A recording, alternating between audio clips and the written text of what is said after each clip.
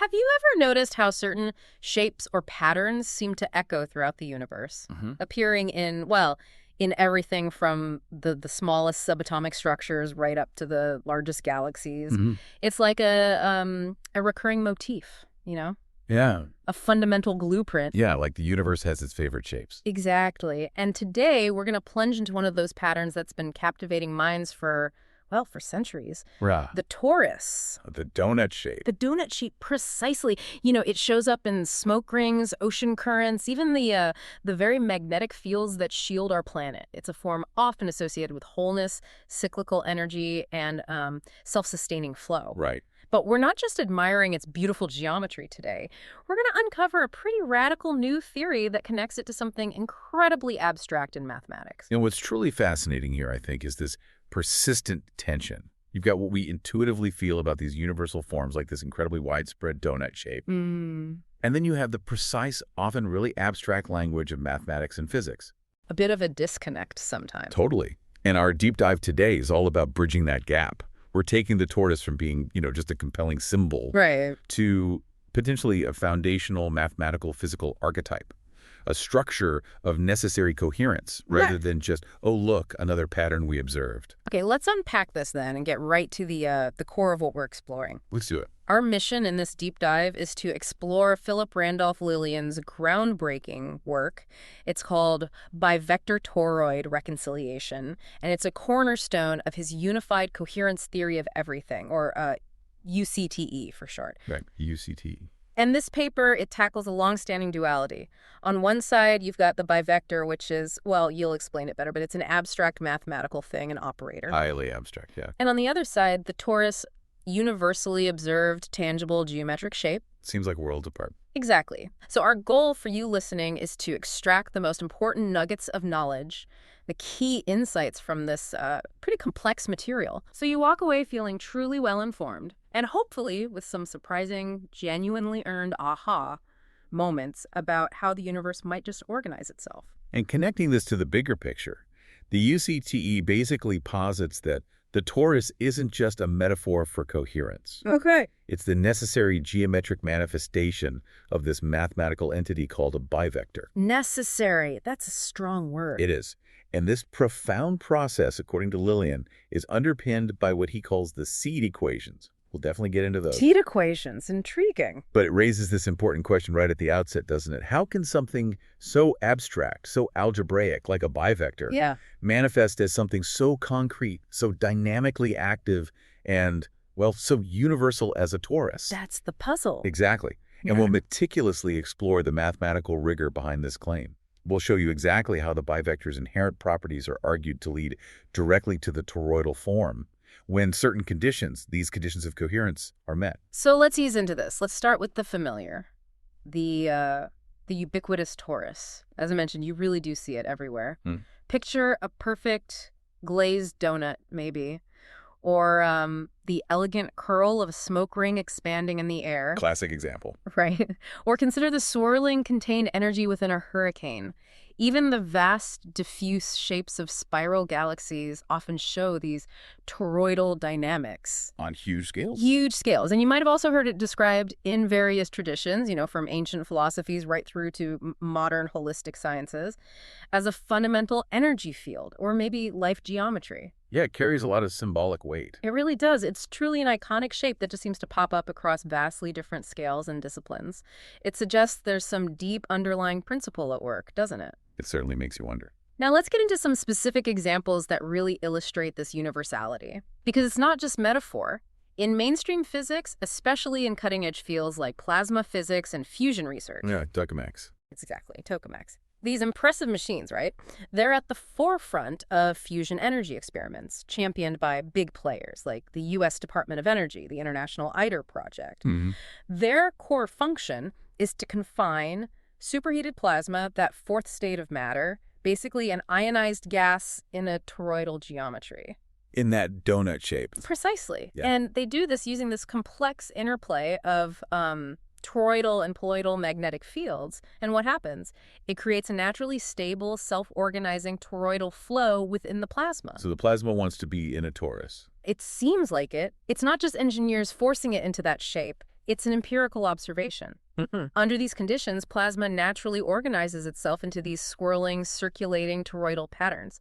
It demonstrates the torus's inherent stability as a system for, well, containing and channeling energy. That's a powerful physical example. But its reach extends far beyond traditional plasma physics, right? Yeah. In alternative and holistic science, its significance is elevated even further. You have visionary authors like Dan Winter. He talks about what he calls a golden ratio or phase conjugate torus. Right, connecting it to life energy negentropy. Exactly. He posits this as a negentropic or life field, suggesting it's not just fundamental to living systems, but actually generates and sustains them, drawing energy from the environment. Pretty bold stuff. Very. And then there's Nassim Haramein. Right, Haramein. He elevates the torus to, like, a universal energy dynamic or a foundational aspect of the unified field. Emphasizing that circulating quality. Yeah, in contexts ranging from, subtle energy structures like auric fields to the electromagnetic fields around the human heart, and even the very geometry of the quantum vacuum. So across all these different viewpoints. Yeah, across these diverse traditions, whether conventional or unconventional, the torus is consistently characterized as, and this is a good quote, a resonant surface characterized by dual curvature longitudinal and latitudinal allowing circulation of energy without boundary loss. Dual curvature, resonance, no boundary loss. Key features. Exactly. It means it has these two independent but intrinsically coupled loops. That enables this self-sustaining, perfectly efficient flow. It's a closed system, a truly coherent form. Okay, so it's everywhere, it's stable, it's resonant. What's the problem? The challenge. And this is the problem that Lilien's work directly addresses. While all these observations and theories highlight the torus's ubiquity, its profound significance, it's often treated more like an iconic symbol or maybe a powerful descriptive metaphor. It feels right, but lacks the math sometimes. Precisely. It's talked about as if it's universal, but as Lilien notes, most of this literature, whether it's mainstream physics or alternative science, doesn't ground toroids in a formal algebraic object. Okay, so the why is missing. Yeah, exactly. It's a concept that feels universally true and dynamically powerful, but it often lacks the rigorous mathematical underpinning in these contexts to explain why it must be so, rather than just is observed to be so. Got it. So that sets the stage for the bivector. Exactly. Let's make that pivot. Okay, so let's pivot sharply now. From the intuitive, observed world of the torus to the realm of pure abstraction, the bivector. Now, in the precise language of Clifford algebra or geometric algebra, this is a very exact, very abstract concept. Okay, abstract is the key word here. Absolutely. It's fundamentally algebraic and, crucially, planar in definition, which makes it feel incredibly far removed from that intuitive, circulating, three-dimensional imagery of the torus we were just talking about. Planar, like flat. Essentially, yes. Yeah. A bivector is defined as the irreducibly planar element of Clifford geometric algebra, encoding an oriented surface and functioning as the generator of rotations. Okay, break that down a bit. Irreducibly planar element. It means its fundamental nature is like a piece of a plane. You can't break it down further algebraically and still have it represent that oriented plane. Think of it less as a solid object and more like an instruction set. An instruction set. Interesting. Imagine it representing two orthogonal directions, two perpendicular lines, within a single algebraic entity. Like coordinates, but more fundamental. Kind of. It's like having the mathematical essence of a plane, but also specifying orientation within that plane, and crucially, what kind of turning or rotation can happen there. The generator of rotations part. Exactly. So it lives in the realm of algebra as an operator of turning, generating rotations within a specific plane rather than being a physical circulating form itself. It's an abstract symmetry structure, a blueprint for rotational motion. Okay, abstract blueprint for turn. Got it. So what's the problem with the bivector from the perspective of this reconciliation? Well, the problem, or rather the gap Lilien is addressing, is that the bivector's potential toroidal resonance is almost never mentioned in mainstream geometric algebra texts. Really? Why not? There's a good reason. The algebraic framework, by its very nature, it prioritizes local linear operations, invariance, algebraic structure. Precision, consistency. Exactly. It's designed for mathematical rigor, not necessarily for describing coherence dynamics or the formation of these large-scale self-sustaining fields that we associate with the torus. So it's just not built for that. In its standard interpretation, not really. In essence, the bivector, as usually defined, is non-resonant, defined algebraically rather than dynamically. It's a powerful tool for defining local-oriented planes and rotations, a static potential for action. But it doesn't, on its own, tell you that this potential must blossom into a global, circulating energy form like the torus. It's the potential, but not necessarily the outcome. Precisely. And that's the leap Lilien is making, arguing that under the right conditions, it is the necessary outcome. Okay, so we've laid out the two sides of this intriguing coin then. Mm-hmm. On one hand, the torus, widely observed, symbolically rich, dynamically active, associated with energy, wholeness, coherence, popping up everywhere from fusion reactors to models of consciousness. The intuitive side. Right. And on the other, the bivector. Elegant, yes, but abstract. A mathematical tool from Clifford Algebra, precisely defining an oriented plane, generating rotations. The formal algebraic side. They really do seem to belong to completely different universes of thought, one rooted in energetic embodiment, macroscopic patterns, intuition. Yeah. The other in rigorous algebraic abstraction, fundamental local operations. That's that. This apparent disconnect is the core duality Lilien's paper tackles head-on. He starts by highlighting this profound tension between algebraic abstraction and energetic embodiment. The toroid as universal view, as we discussed, often emerges from these powerful energetic resonance metaphors, right? From the intuitive understanding of how energy flows and organizes itself. Based on observation and feeling. Yeah. Meanwhile, the bivector as planar view emerges from strict algebraic formalism, from logical derivations, precise mathematical definitions. Based on logical structure. So they aren't typically seen as the same because one is largely symbolic and holistic, dealing with patterns of, like, living coherence, while the other is analytical and technical, focused on fundamental algebraic operations and, well, static definitions. Different languages almost. Exactly. So the UCTE's mission, as laid out in this paper, is to bridge this perceived centuries-old gap. Lilien's radical claim is that they are not only compatible, but intrinsically unified. Unified. Yeah. The paper aims to achieve this by reconciling the two, by demonstrating that the torus is the natural manifestation of the bivector's dual curvature when coherence closure occurs. Okay. Coherence closure. That sounds key. It is. What Lilien shows us, or aims to show us, is that the abstract planar bivector, under very specific mathematically rigorous conditions, doesn't just resemble a torus. It necessarily becomes or manifests as a dynamic circulating torus. He's providing the mechanism for that transformation. Right. And this is where Lilien's UCTE framework becomes, I think, truly compelling and really innovative. Yeah. The central thesis, the core reconciliation claim, is exactly that. The torus is the natural resonant embodiment of the bivector. Natural resonant embodiment. Okay. It's not just presented as an interesting alignment or, a suggestive metaphor. It's argued as a necessary manifestation, a principled and unavoidable outcome when certain conditions are met. What conditions? The bivector toroid reconciliation principle itself is defined as the principle that the bivector, defined algebraically as planar, manifests geometrically as a toroidal resonance when dual curvatures close. Dual curvatures closing? Coherence closure again. Exactly. So how does this unification happen? It's achieved by demonstrating that when the bivectors inherit dual curvature, remember that potential for two orthogonal directions we talked about. Yeah, the two built-in directions. When that undergoes coherence closure, it necessarily manifests as a toroidal topology. This concept of coherence closure is absolutely critical here. Okay, define it for us. What does it mean for curvatures to close coherently? Think of it not just as closing a loop, but closing it perfectly. It's defined as the condition under which dual curvatures circulate without leakage, producing stable toroidal resonance. Without leakage. Like a perfect circuit. Precisely. Imagine a perfect closed circuit in electronics where absolutely no energy is lost. Or perhaps a stable vortex in water that just sustains itself without dissipating.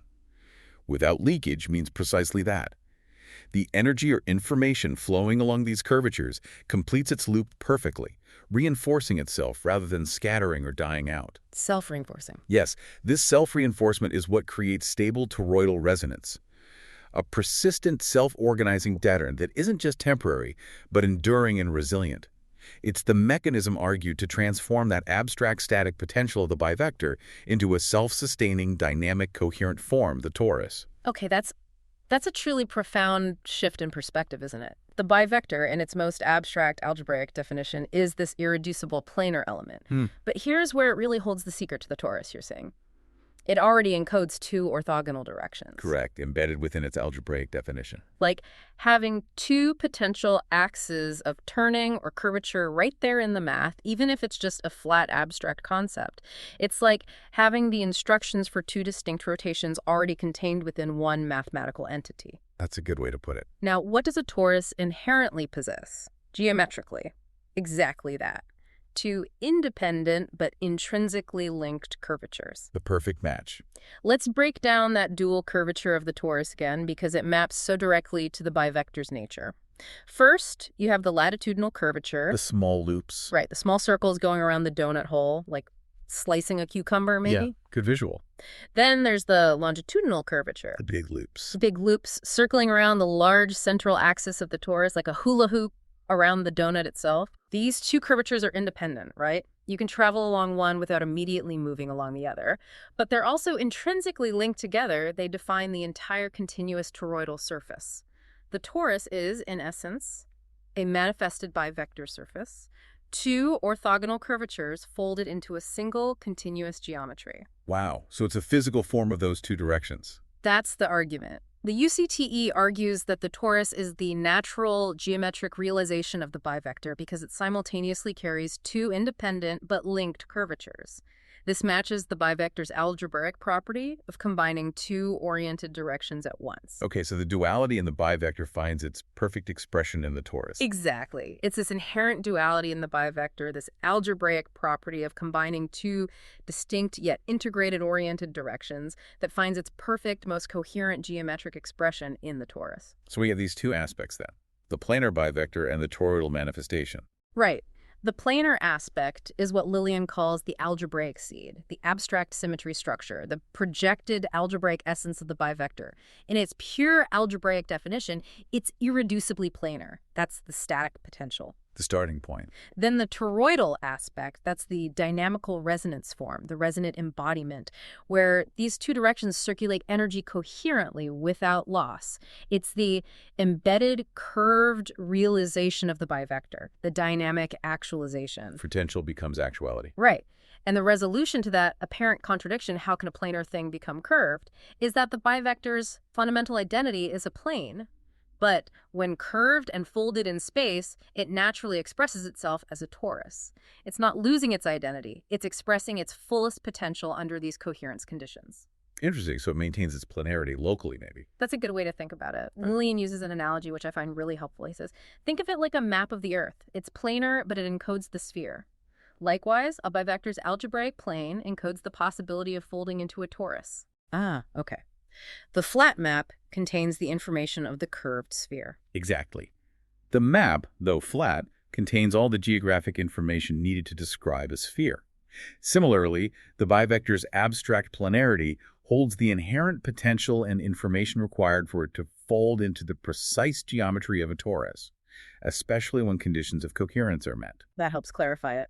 So, to summarize this whole reconciliation in one powerful sentence, maybe, the bivector is fundamentally planar in definition, but when those two orthogonal curvatures resonate and close on themselves, the bivector projects as a toroidal surface the most coherent embodiment of dual curvature. That's a packed sentence, but it captures it. Links the abstract math to the physical form through resonance and closure. It really does. It's a statement that fundamentally links the deepest abstract mathematical qualities to observable, self-sustaining physical forms. Okay, so this naturally leads us to a crucial question, maybe the most crucial one. Right. Why does this coherence closure happen? Right. What makes it necessary? What makes it not just possible, but fundamentally necessary within this UCTE framework? And Lilien grounds this entire reconciliation in two fascinating and, let's be honest, often debated mathematical identities. It's dated. Okay. Well, their interpretation certainly is. He elevates them to what he calls ontological primitives, naming them the seed equations. Ontological primitives, so like fundamental axioms of reality. That's exactly how he presents them. These aren't just mathematical curiosities or conventions people agreed on. Lilien posits them as fundamental operators that describe how abstract potential or even nullity actualizes into stable, unified reality. They are, in his view, foundational axioms of existence itself. Wow. Okay, what are they? They look deceptively simple. First, T naught r is equals 1. 0 to the 0th power equals 1. Okay. I remember that from math class, but maybe being told it was undefined or just a convention. Exactly. That's the standard view in many contexts. The second one is $0, 0 factorial equals 1. Also familiar, also usually presented as a definition for consistency. Right. But their nature, as described in the UCTE, is that these aren't just curiosities. They are coherence operators. Coherence operators. What did that mean exactly? It means they tell us how abstract potential, nullity, incoherence, actualizes into unity and invariance. Lilien sees them as the fundamental principles dictating how something seemingly undefined, or a state of pure nothingness or potential, can coalesce into a singular, stable, and coherent entity. So they're the rules for how something comes from, well, almost nothing. That's the profound claim. They are the rules by which abstract possibility resolves into concrete actuality. Okay, let's really dive into this because this is where UCTE makes some truly profound interpretations, it sounds like. Let's take ton of dollars in one. You said in standard math it's often called indeterminate or undefined, or maybe defined as one by convention for things like binomial theorems or power series to work out nicely. Correct. That's the usual pragmatic approach. But Lilien goes way beyond convention here. For him, this equation represents, and I'm quoting again, unity emerging from nullity, the coherence cascade. Infinite potential recursion of zero towers condenses into a single unity. Okay, infinite potential recursion of zero towers. That needs unpacking. It really does. It's a staggering thought. Lilien isn't just defining TRL in 1-1. He's giving it an ontological meaning. He asks us to imagine zero not as absolute nothingness, but as a state of pure, undifferentiated potential. Limitless possibility. Exactly. The infinite recursion of zero towers implies endless possibilities that haven't yet condensed into a specific form. So to raise this zero potential to the power of zero, in Lilien's view, isn't about multiplication in the usual sense. It's about defining its intrinsic identity from that state of pure potential. So the act of power zero is like a self-defining operation. That seems to be the idea. And the result, 1, signifies that this raw, undifferentiated potential actualizes or collapses into a singular, irreducible, coherent entity. It's like the universe saying, from infinite possibility, this specific, coherent reality emerges. It's the moment of self-definition from potentiality. Wow. Okay, that's a deep interpretation. How does it connect back to the bivector in torus? Good question. So the bivector, in its purest algebraic form, is irreducibly planar, right? Like the base 0 and $. It represents an initial algebraic unity, a fundamental building block of orientation, but one that contains this infinite potential for rotation and direction. The potential is there, even if it's just a plane. Right. Now, when the bivector's inherent dual curvatures start to fold back on themselves under coherence conditions generating the torus, this closure corresponds to the D1 side of the seed equations. The potential at 0 actualizes into the coherent form 1. Exactly. The torus then becomes the unity embodiment of dual curvature, a surface where coherence sustains itself without leakage. Essentially, the planar bivector, carrying that infinite potential recursion of its two orthogonal directions, collapses or actualizes into an invariant, unified, and coherent toroidal form. The one. It's the dynamic process. Abstract potential becoming stable, circulating unity. Okay, that connects data point to the emergence of the coherent torus. What about the other one? $0. Right, the second seed equation. $0 equals a little one. Again, standard math defines 0 factorial as 1. Usually for consistency in combinatorics, calculus, things like that. So series expansions work out, etc. Exactly. But Lilien interprets this as a much deeper principle. Hypergravity identity. Symmetry folded into invariance, the universal factorial baseline that resists entropy. Hypergravity identity. Baseline that resists entropy. Okay, what is it? Yeah, it's dense terminology. This isn't just about unity appearing. It's about that unity being stable, persistent, and inherently ordered. Stability, okay. The term hypergravity identity seems to describe a fundamental invariance, a baseline of inherent order that actively resists breakdown or decay, ensuring that the created unity endures. Think of it as the ultimate state of order that can emerge from nothing, or perhaps the principle that prevents order from collapsing back into chaos. So it's about persistence, resisting entropy. That seems to be the core idea. Factorial operations usually deal with permutations, the number of ways to arrange items. Down stays n-1 times, down to $1 n-1 times, down to $1 means there's precisely one way to arrange 0 items. The state of having no items is uniquely defined. Lilien seems to extrapolate this to imply an intrinsic foundational order or stability at the deepest level of existence, a resistance to randomness that's built into the fabric of coherence itself. It's not about creating stability, it's about revealing a pre-existing intrinsic stability that prevents coherent systems from just unraveling. Okay, how does that connect to the bivector and torus? Well, the bivector is already dual two orientations in one, which Lilien sees as conceptually similar to a factorial reduction collapsing multiplicity into unity. It functions as that seed-level operator, the algebraic structure that holds the possibility of resonance folding.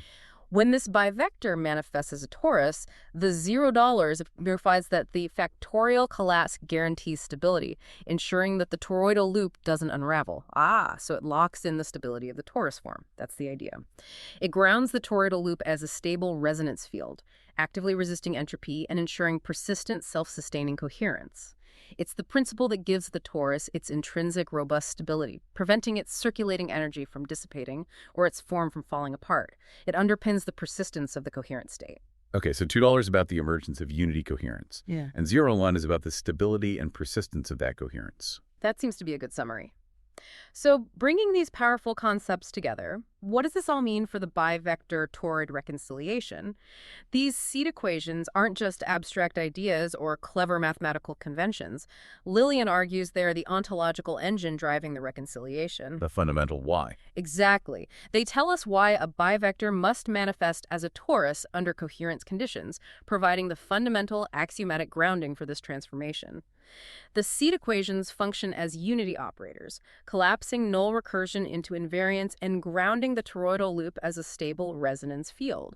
They dictate the transition from potential 0 to stable reality 1. Right. They are the ultimate rules that dictate how abstract potential, like 0, moves to a concretely manifested stable unity, like 1. The torus, therefore, isn't just some random or convenient shape that happens to be stable. It is the field manifestation of the bivector's algebraic unity, exactly what the seed equations encode, from abstract null recursion to closed resonant coherence. It's the physical actualization of these deep mathematical truths. Which gives us that final, powerful reconciliation statement again. Let's state it again because it's key. The torus is not separate from the planar bivector, but is its coherence actualization. The seed equations tell us why. Nullity, raised, collapsed, or factorially reduced becomes unity, 1. The bivector encodes this algebraically. The torus embodies it physically. A profound link between abstract math, ontology, and physical form. It's quite a claim. It really is, and it sets the stage for looking at the mathematical rigor claimed to support it. Right, because what's truly fascinating here, and crucial for the theory's credibility, is that this isn't just presented as conceptual or philosophical. Lilien's UCTE is underpinned by, well, what he presents as rigorous mathematics. Okay, time for the math deep dive part of the deep dive. Pretty much. He outlines a precise step-by-step map going from the abstract planar bivector to its manifestation as toroidal resonance, and he uses tools from differential geometry and exterior algebra to do this. This is where the theory really moves from intuition to claimed proof within its own framework. All right, let's try to follow along. How do we start defining the torus mathematically? Okay, so mathematically, the torus is rigorously defined as a 2D manifold. We denote it as $TD equals Dan1 times S11. Okay, $2 times $1 means 2 circles multiplied. Essentially, yes. It means it's the product of 2 circles, one for each of its fundamental curvatures. Imagine taking one circle, like a cross-section, and then sweeping it around another circle, the main path, that generates your torus surface. Okay, that makes sense visually. And we can represent any point on this surface using a pair of angular coordinates, let's call them OU, both 2-air and typically range from 0 to 2 Arieans, covering a full circle. Like latitude and longitude, but for a donut. Exactly analogous. Think of a jury as describing the rotation around the major axis, the big circle through the donut's hole. The longitudinal direction. Right. And Meadows describes the rotation around the minor axis around the tube itself. Latitudinal direction. Got it. Now, for embedding this torus in our familiar 3D space, we use standard parametric equations. These involve a major radius and a minor radius torus. Big R, little r, like the radius of the whole donut versus the radius of the tube part. Precisely. Torus is the distance from the very center of the hole out to the center of the tube, and torus is the radius of the tube itself. The equations look like this. 6u, zu cosinus v. Okay, don't need to memorize that, but it basically gives you the x, y, z coordinates for any point based on the angles u, v, and the radii r. Exactly. It just maps the 2D surface onto 3D space. Now, crucially, as we've already discussed intuitively, the torus has two fundamental closed cycles. These correspond perfectly to those two orthogonal directions the bivector inherently encodes. The loops. The loops. We call them cycle A and cycle B. Yeah. The A cycle is the longitudinal loop. That's where you keep phi of a constant, say, v dollar, and vary did from 60 to 2L Archer. It's like traveling around the large central axis. Yep. The B cycle is the latitudinal loop. Here you keep deniaphils of Diller size and vary 5 from 0 to 2 hours, so like circling the donut hole. We're going around the cross-section of the tube. Got it. Two distinct paths. And these are the precise invariant measures of our longitudinal and latitudinal curvature circuits. They form the very essence of the torus's geometry and its capacity for that dual circulation we keep mentioning. Okay, torus geometry defined. Now, how does the abstract bivector actually sit on this curved dynamic surface? That seems like the key step.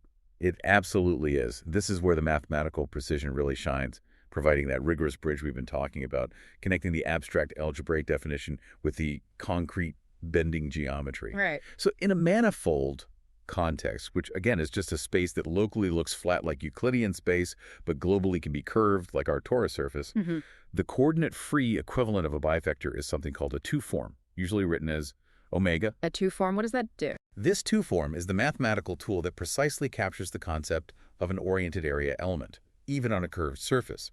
It lets us talk about infinitesimal planes that are bending and curving right along with the manifold itself. Tiny little oriented patches of area on the surface. Exactly. Yeah. On our torus T2 torus, we use what's called the canonical area two-form.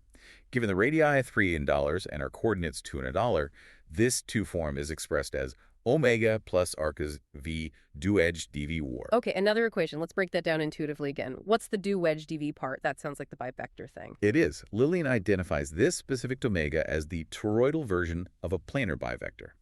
Why? Remember the bivector's definition encodes an oriented surface using two orthogonal directions. The do wedge dv way part is a compact, powerful way of saying we're looking at an infinitesimal area element spanned by changes in our two curvature directions. Where the two stars. Precisely. The wedge product is exactly what gives us that oriented area element. It's the conceptual equivalent of our E dollar wedge E22 bivector from flat Euclidean space, but now adapted for a curved manifold. Okay, and the RR plus circ goes V part. That's a scaling factor. It just accounts for how the size of that little area element changes depending on where you are on the donut. Right. It's smaller on the inner curve near the hole and larger on the outer curve. Makes sense. The surface stretches and compresses. Right. So locally, at any given point on the torus, omega represents the oriented area element spanned by the tangent vectors along the longitudinal and latitudinal directions at that specific point. These tangent vectors define the local directions along the curvatures, perfectly capturing the bivector's inherent duality. So the bivector becomes this local area patch. That's the local part of the reconciliation.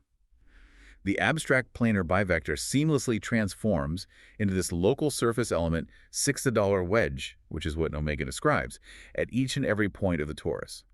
It's like taking tiny, oriented, infinitesimally flat bivector planes and smoothly stitching them together, bending them to fit the curve of the donut. Okay, and globally, how does it become the whole torus? That's the beauty of it. Because the coordinates 2 and dollars are periodic, they loop back on themselves from 0 to dollar bill.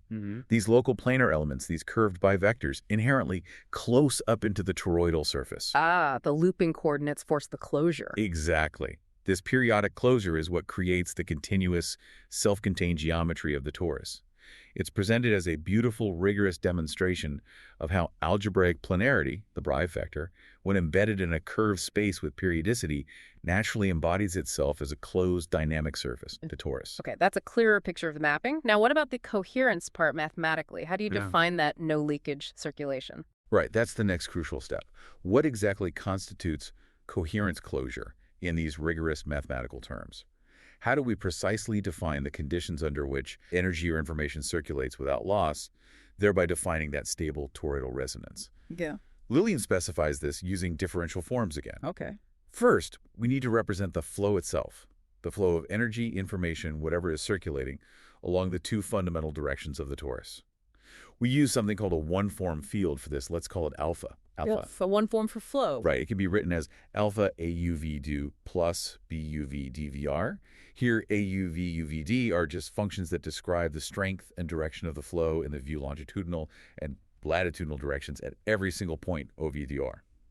This alpha is our mathematical description of the current or flow pattern. Got it. Flow pattern flows. Next, we define the circulations or periods around those fundamental cycles A and B. These are precise invariant measures of how much total flow or twist occurs along each of the independent loops. Like integrating the flow along the loops. Exactly. For cycle A, longitudinal, oinka alpha, nd view, dv For cycle B, vv, dvoe. These integrals quantify the total twist or flow around each loop, giving us concrete numerical values for the global circulation. Okay, total flow measured. What about leakage?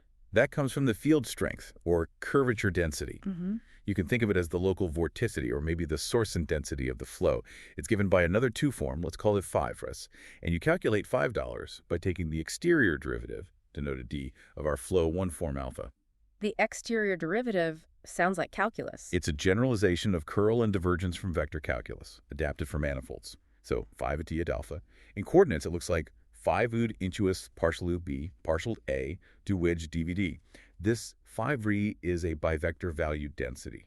It essentially tells us at any given point whether there's a net creation or destruction of flow right there. So if f is not 0, something's being added or taken away, there's leakage. Precisely. If $5 is non-zero, it means there's a local source or sink of the flow, implying leakage, dissipation, or instability. So for coherence, f must be 0. Exactly. Now we get to the crucial coherence criterion for a stationary toroidal circulation, meaning a system with no leakage or sinks, where the energy or flow persists indefinitely without external input or loss. The mathematical condition for this perfect self-sustaining coherence is when $f, which is equivalent to saying that alpha dollars... Alpha. The exterior derivative of the flow is 0. Correct. This means the one-form alpha encoding the flow is mathematically closed. When alpha is closed, it means there are no local sources or sinks to dissipate the flow. The dynamics of the system then live entirely in its periods, those global circulations dointa alpha and dointi alpha. All the action is in the overall loops, not in local changes. Exactly. This results in persistent, self-sustaining loops along both directions, which is precisely the mathematical definition of toroidal resonance. This is your coherence closure. The two curvatures close and circulate coherently, maintaining their integrity without loss, forever reinforcing themselves. Alpha dollars is the key. Okay, alpha dollar gives us stable, non-leaky closure. That's powerful. But you mentioned Lilien takes it even further to a perfectly locked-in system, quantized closure. Yes, exactly. To force a truly global resonance, meaning not just stability, but a single coherent trajectory that perfectly repeats itself over and over on the torus, the UCTE imposes an additional, very specific condition. This elevates the system from merely stable to perfectly harmonic and predictable. How do you lock it in globally? By establishing a rational winding ratio between the longitudinal and latitudinal circulations. Mathematically, this means the ratio of the total circulation along cycle A to the total circulation along cycle B must be a rational number. Rational number. Yeah. Like a fraction, m over n. Precisely. The ointa alpha, B alpha, in math BBQ. Here, $, and dollars must be integers. What does that mean intuitively? The thread on the donut analogy. Yeah, let's go back to that. Imagine a single trajectory like a thread wrapping around the torus. If the ratio of how many times it goes around the long way, longitudinal A cycle, for every time it goes around the short way, latitudinal B cycle, is a rational number, say, it goes around the big way 3 times for every 2 times it goes around the small way, M3NS2, then that thread will eventually meet itself perfectly. It closes back on itself after a certain number of loops. Exactly. It forms a closed, repeating pattern on the surface. This specific pattern is known as a closed torus knot, or Lissajous cycle. This rational winding ratio provides a precise dynamical meaning of your dual curvature closure. It's not just about the loops closing generally, but closing in a way that creates a stable, repeating, globally locked-in pattern. Ensuring maximum persistence and coherence. Yes. It's the ultimate expression of self-organization and stable resonance within this framework. Okay, super coherent flow. Now, how do the seed equations fit back into this rigorous math? Are they just philosophical bookends, or do they play a role here? According to Lilien, they play a very active role.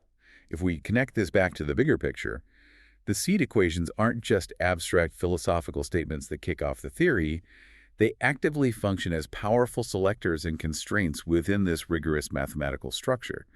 They provide what Lilien calls the UCTE lock, ensuring the conditions for toroidal resonance are not just met, but are fundamentally guaranteed and sustained. They enforce the coherence conditions mathematically. That's the argument. Let's look at $2 a low one again, but in this rigorous context. Lilien states that this equation selects a global trivialization class, where a closed one-form alpha exists and its dynamics reduced to integer periods. Whoa. Okay. Global trivialization class, integer periods. What does that mean practically? It's technical, but conceptually it means that the inherent undifferentiated potential encoded in the bivector, which, without this selection, could be infinitely recursive or mathematically ill-defined, like Dieter dollars before you sign it one, is compelled by this principle into a state of unity and coherence on the manifold. This selection process ensures that the flow alpha can indeed be closed, and that the total circulation around the loops, doin alpha, can be described by whole unbroken integer values, like the Dollinor from the winding ratio. So Dunaller enforces the possibility of closed flow and integer loops. It dictates that potential must resolve into a definite, unitary, and mathematically well-behaved form on the manifold, laying the groundwork for coherent, non-leaking cycles. Potential right-error unity on the manifold. Okay. And $0. How does that operate mathematically here? This equation, Lilien asserts, fixes the orientation normalization, so the induced two-form omega acts as a baseline invariant, no entropy leak, i.e. sustained circulation lives on the unity surface. Fixes orientation, baseline invariant, ensures stability again. Yes, but in a very specific mathematical way. It ensures the robustness and persistence of the resonance against dissipation. It guarantees that the toroidal structure, once formed and coherent, thanks to Gello 101, remains stable and resists entropy. It maintains its coherent circulating nature without falling apart. It's the principle grounding the intrinsic axiomatic stability of the entire system mathematically, preventing it from decaying or unraveling. So it locks down the properties of the area form omega. It ensures omega acts as a stable, non-dissipating baseline, ensuring the circulation persists on that unity surface created by 7111. Now, in specific cohomological terms... Oh, more math terms. Just briefly. Cohomology deals with global properties of spaces. In these terms, this whole process, driven by the seed equations, select integral period classes for alpha. This means that total circulation dwoin to alpha must result in an integer dollar, and similarly, dwoin to alpha must result in an integer elver. So naphtha and mather are integers. Integers, not just rationals. The integer periods are seen as the most fundamental, stable state selected by these principles. These integer values are crucial for a truly self-sustaining and quantized toroidal resonance, providing the most robust and stable form of coherence possible, preventing the system from dissipating or existing in an ill-defined state. So the seed equations are acting like fundamental laws within the math, forcing the system into its most coherent, stable, integer, quantized toroidal state. That is precisely the claim. They aren't just abstract identities, but active governing principles that dictate the very possibility, stability, and quantization of toroidal coherence in the UCTE framework. Okay, wow. That's a lot of interconnected ideas, from abstract algebra to torus geometry to these fundamental seed equations. So you might be thinking out there, haven't people tried to connect these grand ideas before? Universal shapes, abstract math? It's a natural question. The idea of unifying geometry, energy, and fundamental principles is ancient. Right. Many brilliant minds have hinted at it, explored aspects, maybe intuitively presented similar conclusions. But Lilien's UCTE claims to provide what he provocatively calls the missing morphism. The missing link, essentially. Exactly. A formal, rigorous, and comprehensive bridge that specifically links the algebraic bivector to the geometric toroidal resonance within a single, coherent ontological framework. So let's maybe review some of those previous efforts. See where they overlap or differ. Good idea. We can think of them as partial, maybe, but still important bridges. For instance, David Bohm's implicate order. Hollow movement. Right. Bohm hinted at this kind of toroidal enfoldment and unfoldment. His concept of hollow movement suggested a universe where everything's interconnected, constantly circulating, with underlying orders revealing themselves as observable phenomena. It's a powerful vision.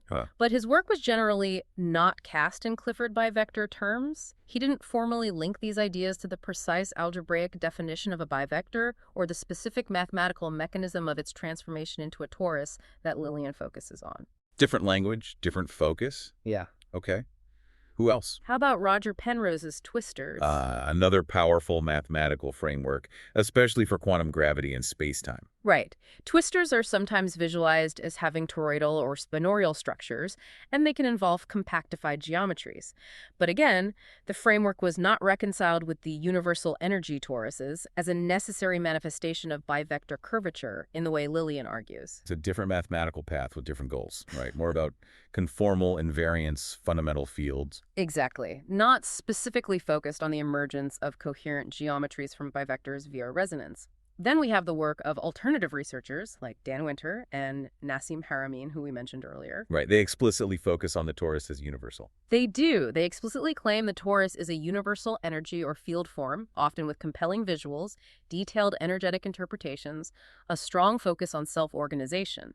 But, as Lilien notes, their work is not tied to formal Clifford algebra. So, strong intuition, maybe compelling observations, but lacking that specific, rigorous algebraic derivation Lilien aims for. That seems to be Lilien's perspective, inferring universality from observation rather than deriving it mathematically from fundamental algebraic principles like the bivector and seed equations. Okay, what about mainstream physics? They use tories all the time. They do. Mainstream quantum field theory and plasma physics, toroidal structures are observed everywhere. Tokamaks, magnetic confinement, vortex dynamics in fluids, topologies of field systems. So what's missing there, according to UCTE? The claim is that these observations are typically treated phenomenologically rather than ontologically. Meaning they describe what happens, not why it must happen from first principles. Pretty much. Scientists observe these shapes are stable or efficient for certain processes, but they don't necessarily derive them from a foundational algebraic necessity rooted in bivectors and coherence principles in the way UCTE proposes.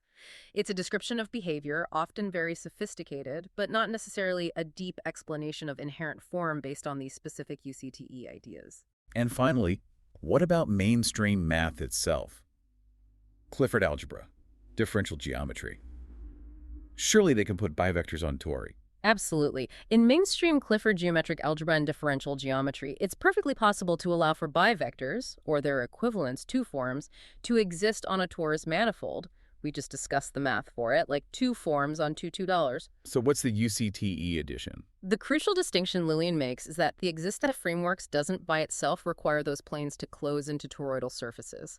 That's an energetic or topological step driven by coherence. The standard algebra describes the local geometry, it allows the structure, but it doesn't inherently compel the global closure and resonance that Lilien demonstrates through his coherence criteria and seed equations. Standard math shows how a bivector can be described on a torus, but UCTE claims to show why the bivector must manifest as a torus under specific conditions. That's the core difference claimed. And this is precisely why Lilien's UCTE's unique contribution is presented as so significant and original. He argues his coherent unification of the two into one ontological framework is original. He specifically bridges Clifford geometric algebra's bivector, planar invariant abstract operator, with the toroid as a resonance surface, a living dynamic coherence configuration. He provides a formal map from algebraic bivector, planar rotation generator, right-hero geometry synergetic torus, self-closing dual curvature, complete with a coherence criterion, rational winding for this closure, and crucially that ontological link via the seed equations. Right, bringing all those pieces together. He calls this whole pathway the missing morphism. The specific, mathematically defined transformation pathway, bivector plane rotation generator, takes coherence conditions, toroidal resonance, dual curvature closure. And this specific pathway, he argues, isn't found elsewhere. Right. This crucial step, this formal derivation and ontological grounding, is not present in mainstream GA texts, where bivectors are typically planar only, nor in torus universal literature, which often lacks formal GA grounding. The move is original. It's presented as a truly new, rigorous way to connect these profound, previously disparate ideas, providing both the how and the why. Okay, assuming this framework holds, The implications seem massive. How does it change our understanding of the torus itself? Profoundly, according to the theory. It really moves this fundamental shape from being merely an icon, a widespread symbol of wholeness, circulating energy often used metaphorically, to a fully fledged archetype, meaning a fundamental mathematically necessary structure of coherence that emerges directly and inevitably from underlying mathematical and ontological principles. From symbol to archetype. Yeah. From metaphor to necessity. Exactly. Before UCTE, the toroid as universal claim, while often intuitively appealing, maybe visually compelling, could seem, as Lilien puts it, inspirational but hand-wavy. Lacking that solid foundation. Right. It lacked the foundational rigor to explain why it should be universal beyond just observation or metaphor. We saw the pattern, but couldn't fully explain why it had to be there based on first principles. But with UCTE? With UCTE, Lilien asserts it's not just iconic, it's ontological. The torus is the coherence-closed resonance of the bivector, therefore universal wherever dual curvature sustains itself. That statement really gives it weight. Ontological universality. It does. It imbues the torus with profound gravitas, taking it beyond mere observation. Let's recap why. First, the mathematical embedding. We saw how the bivector, initially just algebra, becomes the two-form omega on the torus, pulling the torus out of metaphor into formal geometry. Grounded in math. Second, topological closure.